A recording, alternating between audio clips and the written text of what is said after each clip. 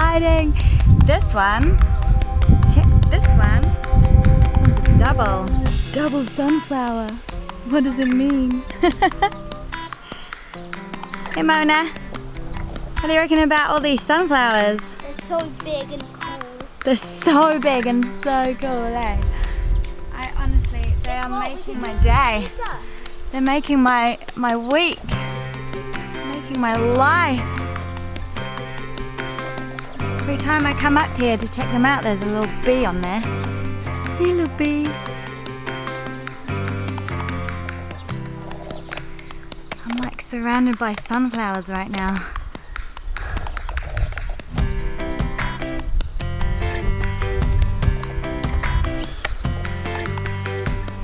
Oh, look at our watermelon.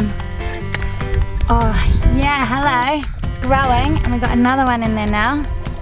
Oh, watermelon, you're so beautiful to me. Oh, check that cheeky one.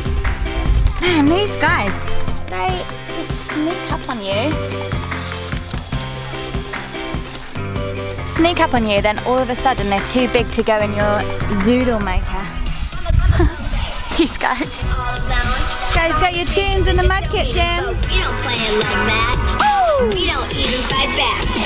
All of the boys just brush it off. Saying we're fake now. No, we're not. Try and throw us off track, but we know how to come back. It has been just over 2 months since I gave up coffee, and there's some stuff I've got to tell you about that, okay? Because it's not as straightforward as people make it out to be. Oh, you get a headache. So much more to say. So I'm going to reveal to you the truth about it, and you might decide after this that you will never consider giving up coffee. Or you might think that's exactly what I need to do. So here's my coffee story, right? I grew up in a household of coffee drinkers in a big way. My parents they probably suck back like 4 or 5 coffees a day and have done my whole life. So just the smell of coffee for me is about home and things like that. But I always thought it was super gross until I became a student when I was about 19. And then, you know, I was living the kind of sleepless student life and took up instant coffee. Took it up, hammered a few a day on the instants. Then I met my hubby, Tim, and he was quite a bit more into fancy coffee.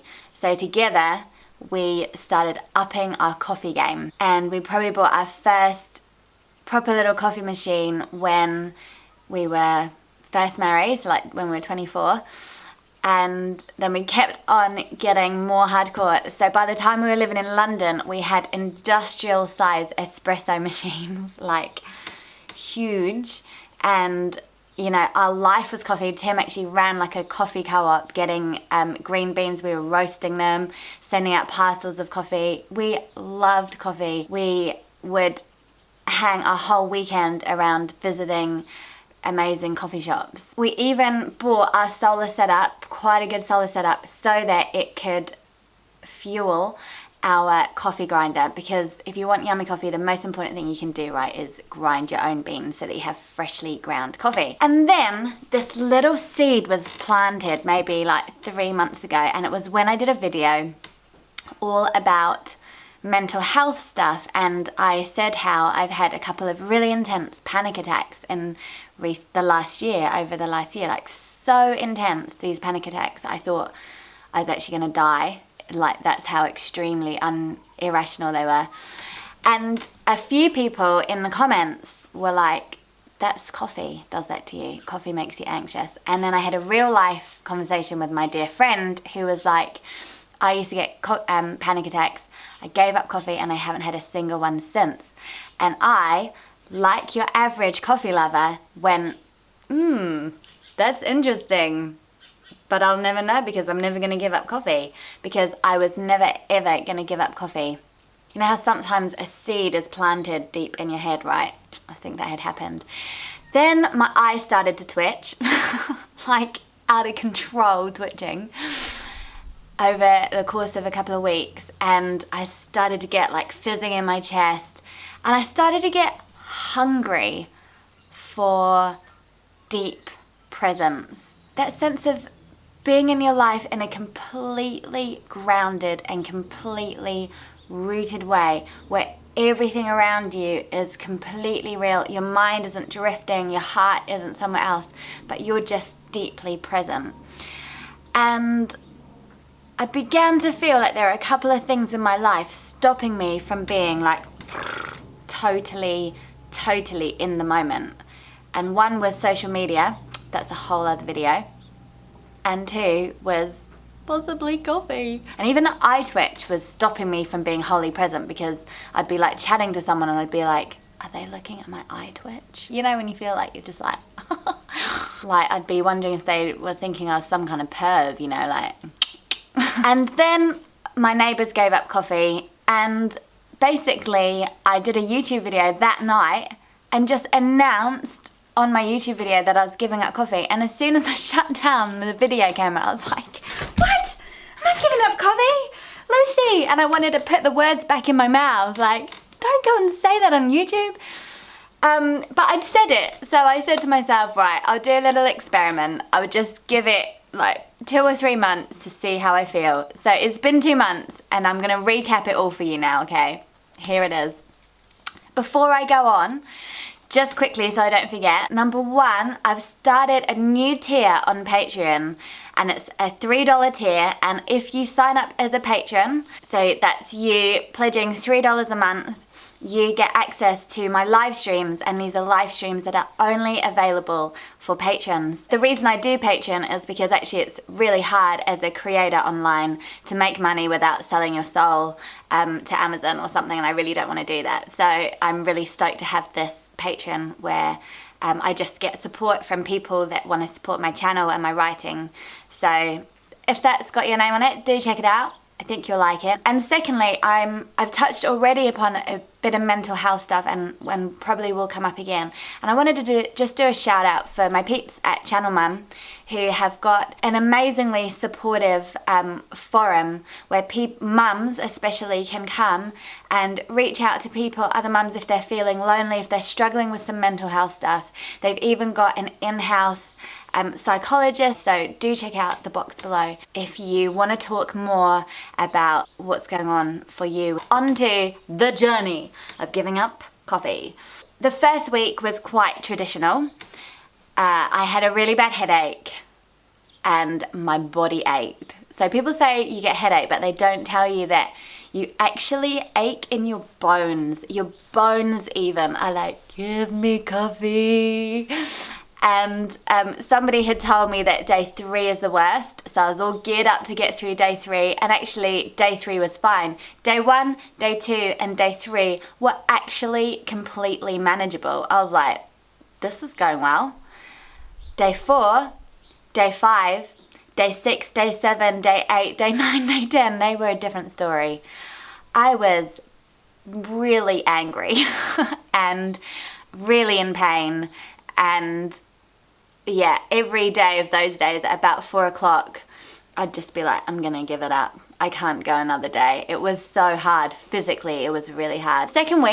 After the second week, so 2 weeks in, the physical pains actually began to leave until the beginning of week 3, I was actually okay physically. I was like, okay, I've done this now. I've crushed it. I've given up coffee. We're all good. Except, emotionally, I crashed.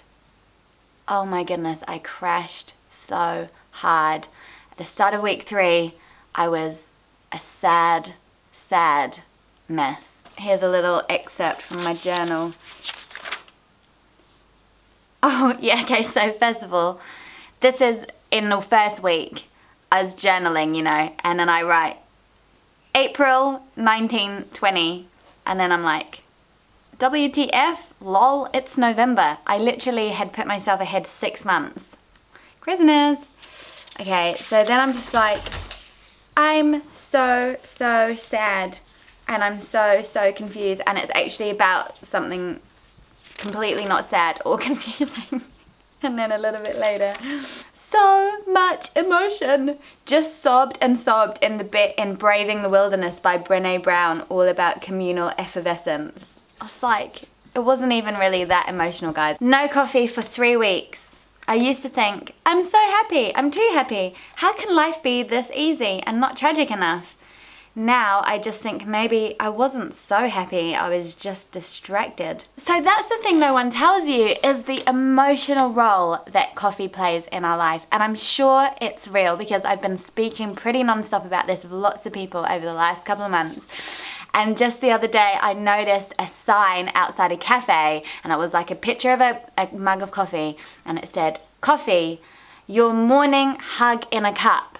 And I was like, yes! That's exactly what it is. When you get your morning cup of coffee, it's as if somebody is giving you a hug, like a beautiful, delicious hug. And when I was chatting about this with my friend, who's like a sort of a naturopath, so like she works with people to get really well in a holistic way. And she said that one of the things she often would recommend to people would be to give up coffee, because coffee actually limits your body's ability to stay on top of itself and to thrive, because it puts all of its energy into survival mode because of what caffeine does chemically to your body. It thrusts you into survival rather than thrival. It should be thrival, eh? It's not a word though. Instead of thriving. And so she normally says give up coffee, you know, as a kind of fundamental first step. But this woman, she was sitting with her and she was like, when I drink my coffee, I feel loved. I feel so deeply loved. And my friend was like, okay, you stick with your coffee. That is a good thing, to feel loved really strongly at a certain point in your day. And when I heard that story, I was like, oh, that really, really resonates with me. That coffee has a role that is actually really nurturing. It's not just about what it does to us physically by pepping us up.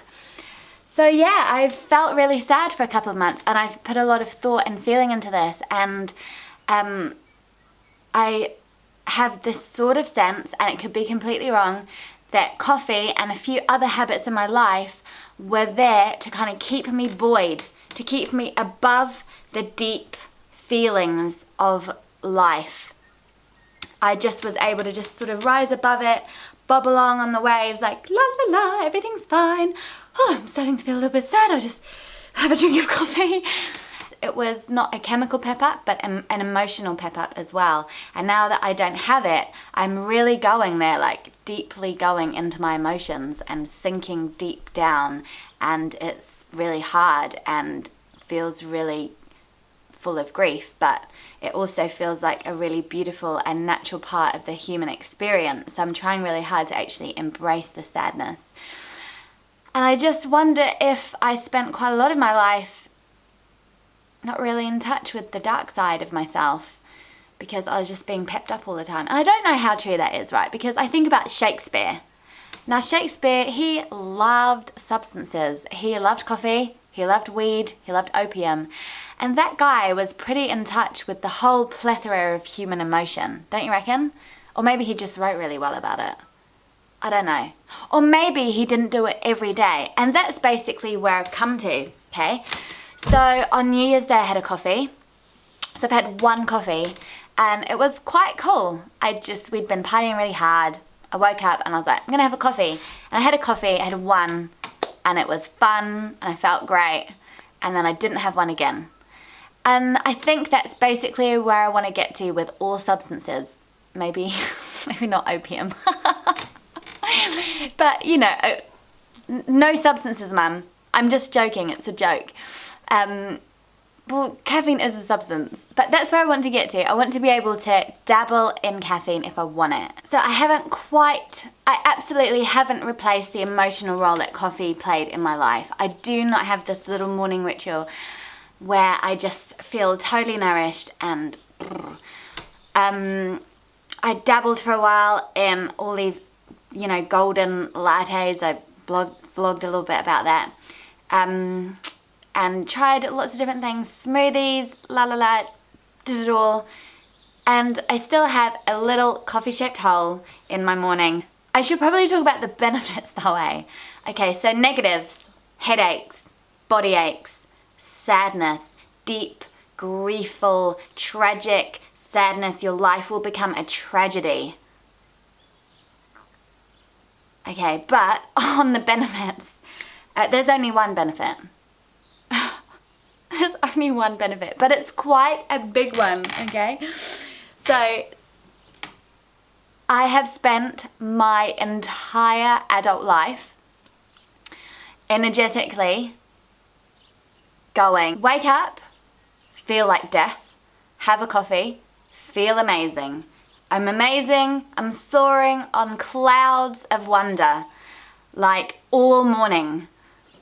And most of the day actually, until about 3. And then all of a sudden, the clouds of wonder have gone and I'm like, pow! I've crashed on the ground in a heap of blood and guts.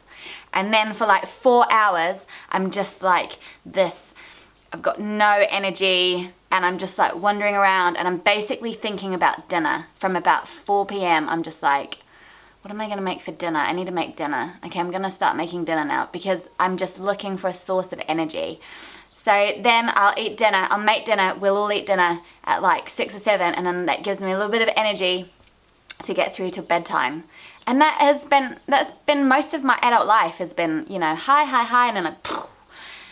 And since giving up coffee, I think it was within 3 weeks, my energy levels were completely spun on their head. So I woke up, cup of tea, have a cup of tea still, and then it was just like the same energy the whole day. At any point of the day, my energy levels would just be exactly the same. There was no crashing. There is no crashing. There's no like looking around for a source of energy. It's just the same. I'm just me, the same at 9 o'clock as I am at 3 o'clock, as I am at 7 o'clock. Yeah. So I think that's a really huge, big thing.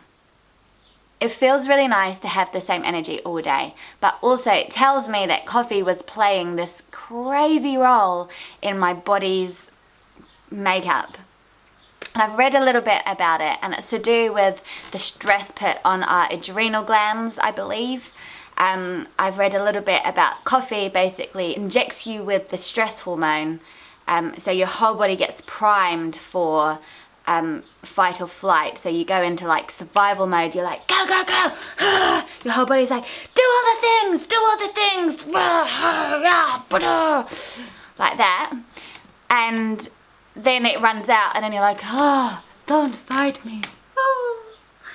Like that, basically. And that really resonated for me. And also when your body's in that survival mode, it's not doing all the other things like helping you be really well and healthy overall. I was getting a really major tooth infection, like every few months I'd get a tooth infection. This is really nice, eh? I'm glad I'm talking about this in front of thousands of people. But since giving up coffee, I haven't had it at all. Like it tries to come, I can feel it trying to come and then it doesn't come. So it's sort of as if my immune system is really doing better than it has done for years and years and years. So that is wicked. So I would say that there are definite benefits to giving up coffee. I'm really glad I did it. I'm really glad because I love a challenge. 2, I love that I have been in the depths. I love that I've just spent 2 months crying because actually crying and feeling sad is really, really good for you, I think, to a certain extent. It sounds like I'm about to start drinking coffee again, doesn't it? I'm not, but I'm, you know, I still miss it. That's the honest truth. I've been coffee free for 2 months and I still really miss it like a flippin' gosh darn hug in a mug. Yeah. So that's the truth about giving up coffee. I'd love to hear from you. Have you given up coffee? Do you think you will? How was it for you? Do you love coffee? Don't tell me how much you love coffee. I know about that love. Me and coffee had a romance. We had a romance that lasted like 17 years. A 17-year-long romance. That's a beautiful thing and I'm grateful for it. But now we're consciously uncoupling. So don't forget about my new Patreon tier. So that's the $3 tier. It gives you access to twice monthly live streams where you can ask me anything. I would love to see you over on Patreon. It's super fun, super cool, creative place. So click the link below to come on over. And remember to check out Channel Mum if you are feeling lonely and you want to connect with some other mums all around the world. Lots of love. Stay radical. Thank you for watching. I love that you watch and you comment. It's so, so cool. Just feeling like we have this lovely community. So thank you for watching. Thank you for subscribing. Do share with your friends if you love the videos. And stay radical. I already said that, but let's just say it again, okay? Stay radical.